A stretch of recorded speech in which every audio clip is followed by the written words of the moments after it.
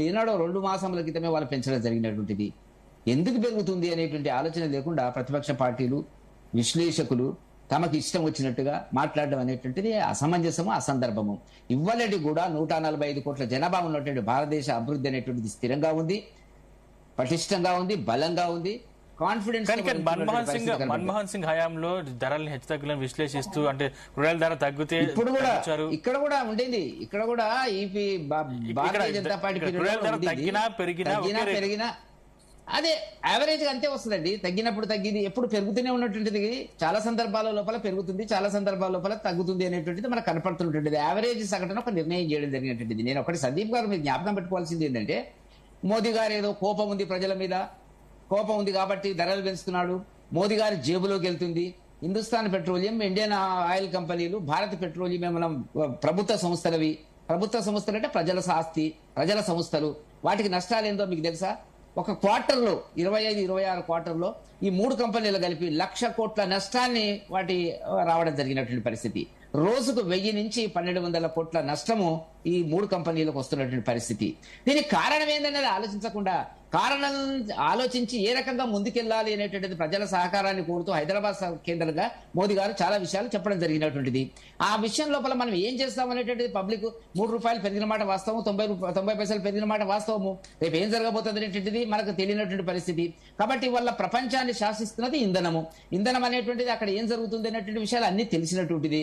తెలిసి వాళ్ళు ఏదో జరిగిపోయింది ప్రపంచ దేశంలో, మనం అంతా ఏదో అయిపోయినాం అనేటువంటి ఏ దేశంలో ఇప్పుడు ఇంత పెద్ద జనాభా ఉన్నటువంటి దేశాన్ని సుస్థిరమైన పాలనతో మోదీ గారు భారతీయ జనతా పార్టీ ముందుకు తీసుకుపోతున్నటువంటి విషయాల గురించి వాళ్ళు మాట్లాడరు. ఎంతసేపు ఏంటంటే సంక్షోభం ఏర్పడ్డదంట. ఏం సంక్షోభం ఏర్పడ్డది? $900 బిలియన్ ఫారిన్ ఎక్స్చేంజ్ ఇవ్వాలటికి మనకుంది. 9 మాసాలకి సరిపడేటది ఉంది. ఫారిన్ ఎక్స్చేంజ్ నుంచి మన పిల్లలు అనేక రకాలుగా అనేక $1 మిలియన్ ఆర్థిక వ్యవస్థకు మనకు దేశానికి పంపిస్తున్నటువంటి పరిస్థితి ఉంది. కాబట్టి ఏదో జరిగిపోయింది అనేటువంటి ప్రచారం చేయకుండా సహకరించవలసిన అవసరం ఉంది. రాష్ట్ర ప్రభుత్వం ఏం సహకరిస్తుంది? రేవంత్ రెడ్డి గారు ఉన్నారు. కేబినెట్ మీటింగ్ పెట్టాలంటే హైదరాబాద్ లో అంత పెద్ద బిల్డింగ్ కేసీఆర్ గారు కట్టించిపోయినారు కదా, అక్కడ పెట్టరు. ఎక్కడ పెడుతున్నాడు? ఇప్పుడు యాదగిరిగుట్టలో పెడుతున్నాడు. యాదగిరిగుట్టలో పెడితే ఎన్ని కోట్లు ఖర్చు అవుతుందో నాకు తెలియదు. హైదరాబాద్ లో పెడితే ఏమవుతుంది? రిఫ్రెష్మెంట్ టీతో సరిపోతుంది, 50-60 వేలతో సరిపోతుంది. Heads of the department, IAS officers, IPS officers, బందోబస్తు ఎంత ఖర్చు అవుతుందండి? ఏం జరుగుతుందండి? అక్కడ చేసి ఏం చేస్తారండి? ఇక్కడే జరిగితే ఏం తక్కువ అవుతుంది? కాబట్టి వల్ల ప్రపంచంలో వచ్చినటువంటి ఒక పరిస్థితి అనేటువంటి దానికి భారతదేశం మీద తప్పకుండా దాని ప్రభావం ఉంటుంది. పెరుగుతున్న ఇప్పుడు చరణ్ కౌశిక్ గారు చెప్తున్నారు, ఆనాడు 50 రూపాయల నుండి 50 పెట్రోల్ లీటర్ ఉండిందని.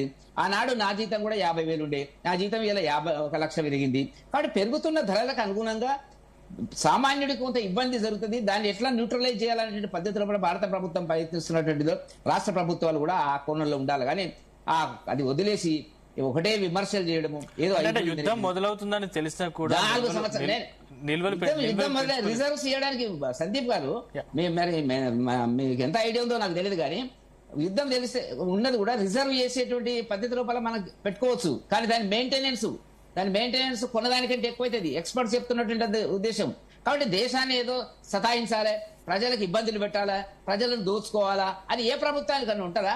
అది కాంగ్రెస్ ప్రభుత్వానికి కూడా ఉండదు, భారతీయ జనతా పార్టీ కూడా ఉండదండి. నేను అది ఆ మాట కూడా చెప్తున్నాను. ఒకవేళ కాంగ్రెస్ పవర్ లో ఉన్నా కూడా అదే పరిస్థితి ఏర్పడుతుంది. విమర్శల కోసం విమర్శలు చేస్తామంటే చేయొచ్చు, వాళ్ళకి ఉంది. కానీ 4 సంవత్సరాల తర్వాత ఇవాళ పెట్రోల్ రేట్ పెరిగిందండి. ఆ మధ్యన ఎప్పుడైనా ఫ్లక్చువేషన్స్ ఇటు అటు ఉంటే 50 పైసలు 60 పైసలు వదిలేయండి. కాబట్టి ఇవాళ భారతదేశ ఆర్థిక వ్యవస్థ 6-7% అంతర్జాతీయ సంస్థలు చెప్తున్నాయి, వరల్డ్ బ్యాంక్ చెప్తుంది, IMF చెప్తుంది 6-7% జీడీపీ అనేటువంటి పద్ధతులు. చాలానే ఆర్థిక వ్యవస్థలు అతలాకుతలమైనవి. అమెరికాలో ఏం జరుగుతుందో మనకు తెలిసినటువంటి ఉద్యోగాలు తీసేస్తున్నటువంటి పరిస్థితి. కాబట్టి ఇవాళ పటిష్టంగా ఉంది మోదీ గారి పాలన లోపల. చిన్న ఇబ్బందులు వస్తాయి, సహజం, అది రాకుండా ఉండవు. కాబట్టి అన్ని రకాలుగా ఇప్పుడు ఉద్యోగస్తులు ఉన్నారండి, 6 నెలలకు ఒకసారి వాళ్ళ జీతభత్యాలు కరువు భత్యం పెంచుతున్నాము. ఎందుకు పెంచుతున్నారండి? ఏ రాష్ట్ర ప్రభుత్వం పెంచొచ్చు, రాష్ట్ర ప్రభుత్వం అది కూడా లేదనుకోండి, 5 వాయిదాలు. నేను అంటున్నది ఏంటంటే పెరుగుతున్న ధరలు మాట వాస్తవము. పెరుగుతున్న ధరలను ఏ విధంగా నియంత్రించాలనేటువంటి మోదీ గారు చెప్పినటువంటి 10 సూత్రాల పొదుపు పథకానికి సంబంధించి రాష్ట్ర ప్రభుత్వాలు ప్రజలు కొంతకాలం బంగారాన్ని కొనకండి. బంగారం వల్ల వచ్చినటువంటి ఏంటంటే కొంటే ఇబ్బంది ఏం లేదు కదా, మనం రోజు తినం కదా. మీరు దానివల్ల ఎన్ని 14%. మీరు సందీప్ గారు ఒకటి గుర్తుపెట్టుకోవాలా, ఎగుమతులకు సంబంధించినటువంటి దాంట్లో దిగుమతులకు సంబంధించినటువంటి విషయాన్ని మనం అనలైజ్ చేసినట్టయితే దిగుమతులలో 14% ఫారిన్ ఎక్స్చేంజ్, విలువైన ఫారిన్ ఎక్స్చేంజ్ అనేటువంటిది కేవలం బంగారానికి కేటాయించబడుతుంది. మనం ఆగలేమా కొంతకాలం? బంగారం లేకపోతే మన ఇంట్లో ఇబ్బందులు వస్తాయా? ఏమైనా తిండి సమస్యనా? కాబట్టి సహకరించమని ప్రభుత్వాన్ని ఆ కోణం లోపల మనం ముందుకెళ్లాలని మనం అనుకుందాం. రామూర్తి గారు, గుడ్ మార్నింగ్. గుడ్ మార్నింగ్ అండి. మళ్ళీ 90 పైసలు పెట్రోల్ డీజిల్ రేటు పెరిగింది. మీరు గతంలోనే చెప్పారు, దాదాపు నెల రోజుల ముందే చెప్పారు. అంటే 5 రాష్ట్రాల ఎన్నికలు అయిపోయిన తర్వాత ఖచ్చితంగా ఎల్పీజీ కానీ లేకుంటే పెట్రోల్ డీజిల్ ధరలు పెంచే అవకాశం ఉంది కేంద్రం. గతంలో ముందుగానే మీరు ఊహించినట్టే జరిగింది. సో ఎట్లా ఏం చెప్తారు? గతంలో చెప్పాను, మొన్న మనం కూర్చుని ఇదే అంశం మీద కూడా కూర్చున్నప్పుడు చెప్పాను మళ్ళీ పెంచుతారు అన్నది. అదే విధంగా స్టేట్ ఆఫ్ హార్మోజ్ మూతివేత కాదు, అదే వాస్తవంగా చెప్పాలంటే వీళ్ళ ఆలోచన విధానం. ఎందుకంటే 15 మంది ప్రధానుల్లో 14 మంది మూసుకోవడం వల్ల ఇలాంటి పరిస్థితి ఎదుర్కొన్న విషయం నేను చెప్తున్నా. ఎందుకంటే మిడిల్ ఈస్ట్ సంక్షోభం కాదు, అసలు రాజకీయ సంక్షోభం కూడా చెప్పొచ్చు. రాజకీయ నాయకులు భారతదేశాన్ని ముందుకు తీసుకుపోయే క్రమంలో కొంత ఫెయిల్ అయిన కూడా చెప్పుకోవచ్చు. ఎందుకంటే ఇప్పుడు మిత్రుడు చెప్తున్నాడు అమెరికాలో తగ్గింది, అమెరికాలో పెరిగినాయి, ఇక పాకిస్తాన్ లో చాలా తీవ్రంగా, మనం పాకిస్తాన్ తో పోల్చుకోవాలి, పాకిస్తాన్ తో బంగ్లాదేశ్ తో పోల్చుకోవాలి. మరి రష్యా గురించి ఏది మాట్లాడతారో అదే విధంగా జపాన్ గురించి ఎట్లా మాట్లాడతారు. జపాన్ ఇప్పుడు ఏంటంటే, ఇప్పుడు ముఖ్యంగా ఎందుకంటే వాజ్పేయితో కూడా ఇంతకుముందు ఏం చెప్పిందంటే స్ట్రాటజిక్ ఆయిల్ ఏదైతే రిజర్వ్స్ అయితే తీసుకొచ్చిండో మొత్తం 15 మంది మన దేశాన్ని పాలించిన ప్రధానులు ఒకే ఒక్కడు ఇలాంటి సంక్షోభం. ఎందుకంటే చెప్పి వచ్చే యుద్ధాల వల్ల కానీ లేకపోతే చెప్పకుండా వచ్చే యుద్ధాల వల్ల ఏ విధమైన పరిస్థితి ఎదుర్కొంటామంటే 1990-91 అయితే గల్ఫ్ యుద్ధం జరిగినప్పుడు కొంచెం భారతదేశం కూడా ఇబ్బంది పడ్డ క్రమంలో అతను ఒక రాజకీయ నాయకుడిగా చూసినప్పుడు ఆయన ప్రధాని లేడు. 1996లో 15 రోజులు ప్రధానిగా ఉన్నాడు. దాని తర్వాత 98-99లో 13 నెలలు ప్రధానిగా ఉన్నాడు. దాని తర్వాత 99లో 5 సంవత్సరాల పరిపాలన ఉన్నప్పుడు 5 సంవత్సరాల్లో తీసుకున్న నిర్ణయం ఏంటంటే స్ట్రాటజిక్ ఆయిల్ రిజర్వ్స్ అని ఒక 3 దిక్కులు పెట్టినాయి. విశాఖపట్నంలో 1.33 MMT అంటే మిలియన్ మెట్రిక్ టన్స్, అదే విధంగా మంగళూరులో 1.50 MMT, అదే విధంగా పాడూరులో 2.50 MMT, మొత్తం ఒక 5.33 MMT అంటే దేశానికి 7 నుంచి 10 రోజులు సరిపోతుంది. అదే విధంగా దేశీయంగా వాణిజ్యంలో, ఎందుకంటే ఇండియన్ ఆయిల్ కార్పొరేషన్ దగ్గర కానీ పెట్రోల్ బంక్ల దగ్గర కానీ ఇదంతా ఒక 70 రోజుల దాకా మనకు అయితే రిజర్వ్స్ ఉన్నాయన్న విషయం గతంలో కూడా చెప్పాను.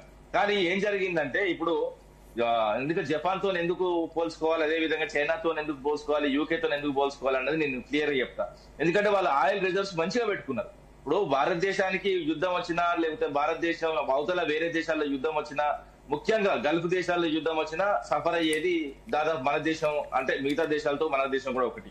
జపాన్ 200 నుంచి 250 రోజులు ఆయిల్ రిజర్వ్స్ ఉన్నాయండి. అంటే యుద్ధం వచ్చినా కూడా వాళ్ళు 200 నుంచి 250 రోజులు అంటే దాదాపు సంవత్సరం సర్వైవ్ కావచ్చు. అదే విధంగా యూకే కూడా అదే విధంగా ఉంది. అదే విధంగా ఇండియా అయితే ఘోరమైన పరిస్థితి కాదు. ఇండియా ఎందుకంటే ఇప్పుడు మళ్ళీ కూడా చెప్తున్నా, 14 మంది ప్రధానులకు తెలివి లేదు. 14 మంది ప్రధానులు ఉత్తర షోప్టాప్ ఎన్నికలు గెలవాలన్న ప్రయత్నం చేసింది తప్ప కొంతమంది వేరే వేరే అంశాల మీద పనిచేసి కానీ మొత్తానికి ఆయిల్ కి సంబంధించి కానీ గ్యాస్ కు సంబంధించి కానీ, ముఖ్యంగా బీజేపీ రాకముందు కానీ బీజేపీ వచ్చిన తర్వాత కానీ, బీజేపీ రాకముందు 80 నుంచి 85% ఏదైతే మనం పెట్రోల్ డీజిల్ దిగుమతి చేసుకుంటున్నాం, బీజేపీ వచ్చిన తర్వాత కూడా సేమ్ అదే 80 నుంచి 80% మనం దిగుమతి చేసుకుంటున్నాం. గ్యాస్ 50% నుంచి 60% మనం దిగుమతి చేసుకునే పరిస్థితి. వీళ్ళు వచ్చిన తర్వాత కూడా 35 నుంచి 40% సేమ్. అంతకుముందు ఎంత ఉండదో ఇప్పుడు కూడా అంతే. ఎక్కడ కూడా తేడా రాదు. ఆత్మ నిర్భర్ భారత్ అని మొన్న కూడా చెప్పాను. 20 లక్షల కోట్లు ఎవరి ముక్కలు పెట్టడం అర్థం కాదు. అదే విధంగా లక్షల కోట్లు అయితే ఆత్మ నిర్భర్ ఎనర్జీ పాలసీ అని కొన్ని లక్షల కోట్లు ఖర్చు పెట్టిల్లో అవి ఎవరికి పెట్టిల్లు ఎడిపోయినాయి అన్నది కూడా ఇంత కూడా తెలియదు. ఎందుకంటే 35% వేస్తామన్నారండి. ఇప్పుడు మనం ఏంటంటే ఇప్పుడు డీజిల్ కానీ అదే విధంగా పెట్రోల్ కానీ అదే విధంగా గ్యాస్ కానీ దేశీయంగా ఉత్పత్తి 35% వేస్తా అన్న కేంద్ర ప్రభుత్వం ఒక్క 1% కూడా పెంచలేదని నిజం. అదే విధంగా స్ట్రాటజిక్ ఆయిల్ రిజర్వ్స్ ఏదైతే వాజ్పేయి తీసుకొచ్చిన తర్వాత 5.33 ఏదైతే MMTని ఇప్పటి వరకు కూడా ఒక్క MMT కూడా పెంచలేదు. ముఖ్యంగా ఏంటంటే 56 ఇంచుల ఛాతీ అని చెప్పుకునే అయితే మోడీ ఒక 13 సంవత్సరాలు అని చెప్పినాడు. 13 సంవత్సరాలు 12 సంవత్సరాలు 13 సంవత్సరాలు పరిపాలనలో ఉన్నాడు. సంవత్సరానికి 2%, సంవత్సరానికి 3%. ఇంకా వాస్తవం చెప్పాలంటే మోడీ చాలా పెద్దోడు కదా. 30 పెంచనుండే, 40 పెంచనుండే, ఎందుకు పెంచలేదు? మరి మిగతా దేశాలు పెంచుకున్నాయి కదా. జపాన్ దాదాపు 200 నుంచి 400 దాకా వాళ్ళు ఆయిల్ రిజర్వ్స్ ఉన్నాయి, మనకెందుకు లేవు? అంటే ఆలోచన విధానం అంటే నిల్వ చేస్తే దాన్ని మెయింటైన్ చేసే ఖర్చు ఎక్కువ అని చెప్తున్నారు. దాన్ని మెయింటైన్ చేయడానికి ఎక్స్పర్ట్స్ ఒపీనియన్ అండి. ఎక్స్పర్ట్స్ ఒపీనియన్ తెలియకపోతే వెంకటరెడ్డి గారు నా మాట వినండి. నన్ను అడిగిన ఆ క్వశ్చన్ నేను చెప్తాను. నిల్వ చేసే సామర్థ్యానికి సంబంధించి ఎక్కడ కూడా కాస్ట్ కాదే కాదని ఎందుకంటే దేశానికి సంబంధించిన ఏదైనా ఒకటి విపత్తులు వచ్చినప్పుడు దానికి పెట్టే కాస్ట్ దాని వాస్తవం చాలా విలువైంది. మళ్ళీ కూడా చెప్తున్నా, 100 రూపాయలు ఖర్చు పెడితే ఒక 1000 రూపాయల ఫలితాన్ని ఇస్తుంది. మళ్ళీ కూడా చెప్తున్నా, దాని గురించి మళ్ళీ మాట్లాడద్దు. ఎందుకంటే మేము మరి వాజ్పేయి ఏం చేసిండంటే మీ ప్రధాన అంటే బీజేపీ ప్రధానే కదా, మరి వాజ్పేయి ఏం చేసినట్టు 3 దిక్కులో పెట్టిండండి. అనే ఆలోచన విధానం వెరీ షార్ప్. ముఖ్యంగా దేశం విషయంలో నా ముగ్గుడే ఆలోచించాడు. పార్టీలకు ఖచ్చితంగా చెప్తున్నా. ఇక మిగతా కాంగ్రెస్ సంబంధించిన వాళ్ళు కానీ, ఇంకా జనతా పార్టీకి సంబంధించిన వాళ్ళు కానీ, దాని తర్వాత మళ్ళీ మోడీ కానీ దేనికి పనికిరారు దీని విషయంలో. ముఖ్యంగా ఏంటంటే మొన్న కూడా చెప్పాను, సముందర్ దేఖ్నేకి వెళ్ళి అచ్చర్ అయితే లేకిన్ వాస్తవంగా పీలేక లాయక్ నయ్యి అని చెప్పిన, అంతే తప్ప గానీ సూర్యునికి అందరూ బాగుంటారు కానీ పనిచేసేవాడు ఒక్కడే ఉంటాడు. ఆ పనిచేసేవాడు ఒక్కడే వాజ్పేయి తప్ప ఇక మిగతా ఎవరు లేరు. ముఖ్యంగా ఏంటంటే ఇప్పుడు ఓఎన్జీసీ క్లియర్ గా ఏంటంటే చమురు గానీ గ్యాస్ గానీ దాన్ని కంప్లీట్ గా ఎందుకంటే మనకు పర్యవేక్షణ చేస్తారు. ఈ విషయంలో పెట్రోలియం సహజ వాయువుల శాఖ మంత్రి హర్దీప్ సింగ్ పూరి గాని, అదే విధంగా సహాయ మంత్రి అయితే సురేష్ గోపి గాని క్లియర్ గా చెప్పడం జరిగింది. 130 సంబంధించి బ్యారెల్ రేట్ వచ్చారు.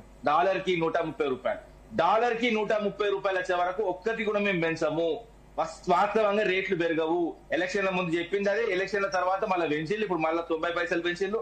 అదే విధంగా ఎందుకంటే 109 నుంచి 110 రూపాయలు. ఇప్పుడు వాస్తవంగా ఏంటంటే గతంలో కూడా దాదాపు 2-3 నెలల నుంచి 109 రూపాయలు కూడా పెంచవద్దు. ఇంకోటి అమెరికాలో కూడా మిత్రుడు చెప్పిండు 108 రూపాయల పెట్రోల్ దొరుకుతుంది, 127 రూపాయలకు మన ఇండియన్ కరెన్సీలో 120 రూపాయలకు డీజిల్ దొరుకుతుంది. అంత పెద్ద వ్యత్యాసం ఏం లేదండి. మళ్ళా కూడా చెప్తున్నా, వాళ్ళు ఏంటంటే వాళ్ళ దగ్గర ఉత్పత్తి తక్కువ కాబట్టి మన దగ్గర ఇంకా ఉత్పత్తి పెంచుతాం. మన దగ్గర సహజ వాయువులు ఉన్నాయి. నేను చెప్తున్నా కదా క్లియర్ గా, అంగట్లోన అన్ని ఊనను అల్లున్నట్టు సిరి ఉన్నట్టు సకల సంపదల గల్ల దేశంలో దరిద్రం ఎట్లుందా అంటే ఈ పాలకుల వల్ల, అంతే తప్ప ఇంకేం లేదు. ఓకే మస్తానా గారు ఏం చెప్తారు? అంటే యుద్ధ పరిస్థితులు కేవలం భారతదేశం మీదే కాదు, మొత్తం ప్రపంచ దేశాల మీద ఆధారపడి ఉంది. మొత్తం అన్ని